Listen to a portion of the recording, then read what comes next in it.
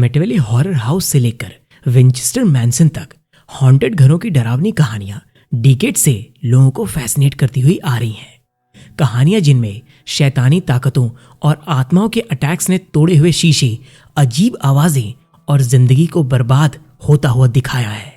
इन कहानियों को लोगों को जानने में बहुत ही ज्यादा इंटरेस्ट आता है और पता नहीं क्या रीजन है कि लोग इन कहानियों को हद से ज्यादा दिलचस्पी से सुनते और समझते हैं।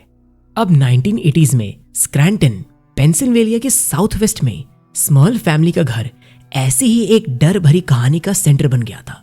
घर के अजीब हादसों ने सभी लोगों को, पैरानॉर्मल इन्वेस्टिगेटर्स और तो और मीडिया का ध्यान खींच लिया, जिसकी वजह से स्मॉल फैमिली हॉन्टिंग अमेरिका के सबसे ज्यादा चर्चित सुपरनैचुरल केस में से एक बन चुकी थी।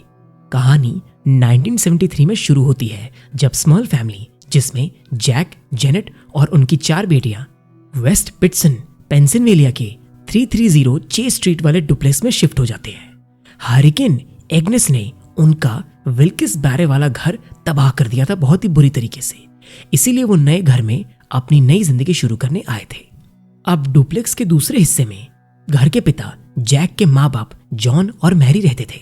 अब शुरुआत में तो सब कुछ ठीक था, लेकिन धीरे धीरे सब कुछ बदलने लगा। घर का सुकून एकदम खत्म होने लगा।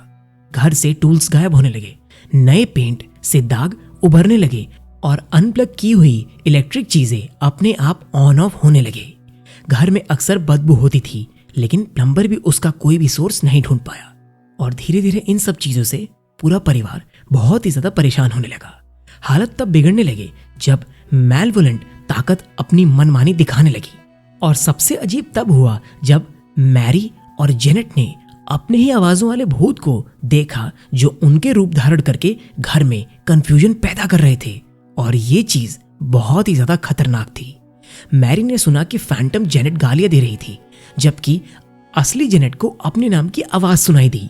घर में अंधेरी परछाइयां घूमती थीं और एक बार जैक की मां को हार्ट अटैक भी आ गया। डर तब बढ़ गया जब जेनेट ने रात के वक्त एक आत्मा को अपने पास महसूस किया। जैक ने एक रात देखा कि उनकी बीवी के पास एक काली शक्ल वाला साया उनकी मैट्रेस को हिलाते हुए बैठा था, जिससे वो बहुत ही ज्यादा डर जाते हैं। धीरे धीरे अटैक्स वॉयलेंट होने लगे। सीलिंग से लाइट गिरकर एक बेटी को चोट दे गई और एक बेटी को किसी अनजान ताकत ने सीढ़ियों से नीचे धक्का दे दिया। उनका 75 पाउंड का जर्मन शेफर्ड भी दीवार से अचानक से टकरा गया। जेनेट को एक इनविजिबल ताकत ने हवा में उछालकर दूर फेंक दिया। हर रात अजीब सी आवाज सुनाई देती थी। सुअर की गुरहाट और अजीब चीखें लगातार घर के आसपास से आती रहती थी। और तो और पड़ोसियों ने भी ऐसी बहुत सारी आवाजें कंटिन्यूसली सुनी थी।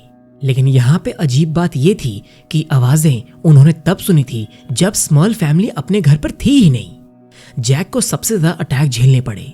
उन्होंने कहा कि एक मैलेवेंट एंटिटी ने उनका कान काट दिया था और जिसकी वजह से उन्हें बहुत ही ज्यादा दर्द और पीड़ा हुई थी। सबसे ज्यादा डरावनी बात तब हुई जब जैक ने कहा कि एक सकम्बस ने उन पे अटैक किया जब वो टीवी देख रहे थे। अब जिन लोगों को सकम्बस नहीं पता, मैं आप लोगों को बता दूं, आसान भाषा में फीमेल एंटिटी मतलब फीमेल डीमन जो आदमियों के ऊपर अटैक करके जबरदस्ती उनसे फिजिकल होने की कोशिश करे, ऐसी चीजों को सकम्बस बोलते हैं। अब एक बार तो उन्होंने देखा कि एक शैतान ने उन्हें घुटनों पे गिरा दिया और जमीन पर घसीट भी दिया। उसके बाद जोर जोर से उनको मारा भी, जबकि जैक अपने रोसारी को कस के पकड़े हुए थे। अब जनवरी साल 1986 तक स्मॉल फैमिली बुरी तरीके से टूट चुकी थी। मदद की तलाश में उन्होंने कैथोलिक चर्च का सहारा लिया, लेकिन डियोसिस ने कहा कि बिना सॉलिड एविडेंस के वो एक्शन नहीं ले सकते। इसीलिए स्मॉल्स ने एड और लॉरेन वॉरेन को अप्रोच किया, जो कि पैरानॉर्मल एक्सपर्ट्स थे। अब इनके बारे में तो मैं आप लोगों को क्या ही बताऊं, पूरी कॉन्जरिंग यूनिवर्स इनके ऊपर ही बेस्ड है, इनकी ही सच्ची कहानियों की वजह से। अब वेस्ट पिटसन पहुंचते ही वॉरेंस को घर में एक भयानक हवा महसूस हुई। एड ने कहा कि घर में कुछ है जो लोगों को शारीरिक और मानसिक नुकसान पहुंचा रही है। लॉरेन, जो कि क्लैरोवेंट है और एक मीडियम थी, उन्होंने कहा कि घर में 4 आत्माएं हैं, एक बुढ़िया, एक छोटी लड़की, एक आदमी जो वहां ट्रेजिकली मारा था और एक पोल्टरगेस्ट।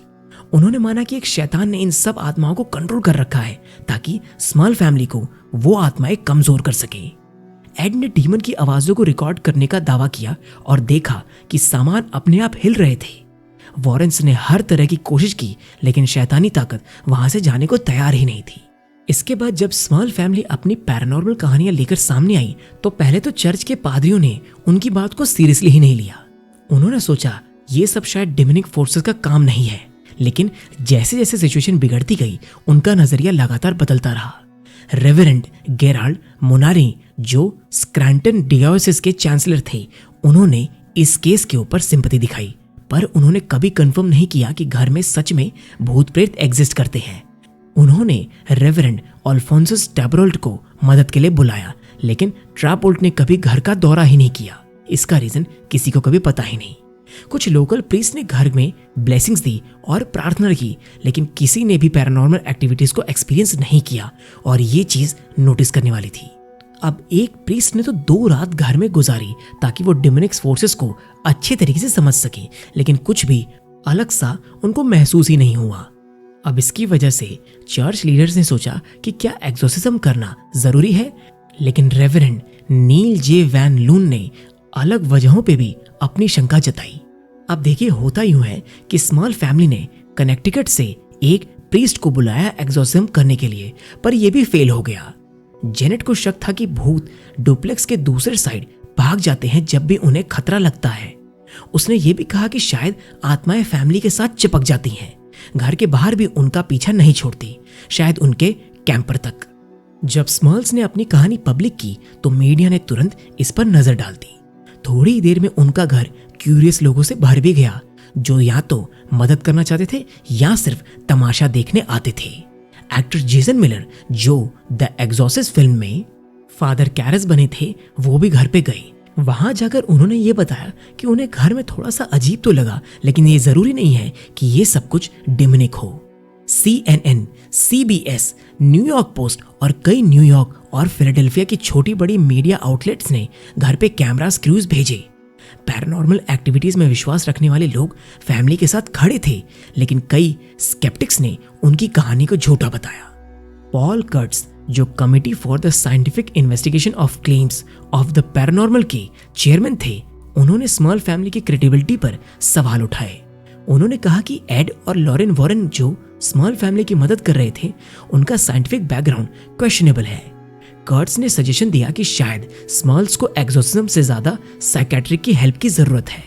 फेमस मेंटलिस्ट द अमेजिंग क्रेसिन ने भी अपने साइकोलॉजिकल ट्रिक्स से ये दिखाया कि कैसे लोगों को सुपरनैचुरल इवेंट्स पे यकीन करवाया जा सकता है, जबकि असली वजह कुछ और ही होती है। स्मॉल फैमिली ने कहा कि उनके एक्सपीरियंसेस सच थे और जो कम से कम 30 लोगों ने विटनेस किए थे। उनका मानना था कि स्पेक्टिस या मेंटलिस्ट की बातें उनकी सच्चाई को समझने में फेल हो रही हैं। वो ढंग से उन लोगों की बात नहीं समझ रहे। जब स्मॉल फैमिली ने अपनी कहानी शेयर की तो उन्होंने मीडिया फ्रेंजी का सामना किया। दिन रात रिपोर्टर्स के फोन आते थे, कैमरा क्रूज घर के बाहर मौजूद रहते थे, पड़ोसी भी बुरी तरीके से परेशान हो गए थे।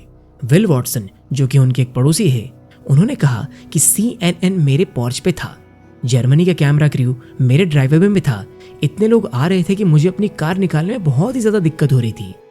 3 दशकों के बाद कैरिन स्मॉल फैमिली की एक बेटी, उन्होंने पिट्सटन प्रोग्रेस के एक इंटरव्यू में ये कहा कि उस समय फैमिली को हैरेसमेंट झेलनी पड़ी। लोग घर के दरवाजे पे आते, पत्थर भी फेंकते थे और लोगों को उल्टा सीधा भी बोलते थे, मतलब स्मॉल फैमिली को लगातार क्रिटिसाइज भी करते थे। कैरिन ने यह भी स्पष्ट किया कि फैमिली ने कभी बुक या मूवी एडेप्टेशन से पैसा नहीं कमाया, और ये चीज नोटिस करने वाली है, क्योंकि बहुत सारे लोग ये क्लेम करते हैं कि स्मॉल फैमिली ने सिर्फ अफवाहें फैलाई ताकि इस पर मूवी बने, बुक्स लिखे और वो लोग अच्छे खासे पैसे ऐड सकें।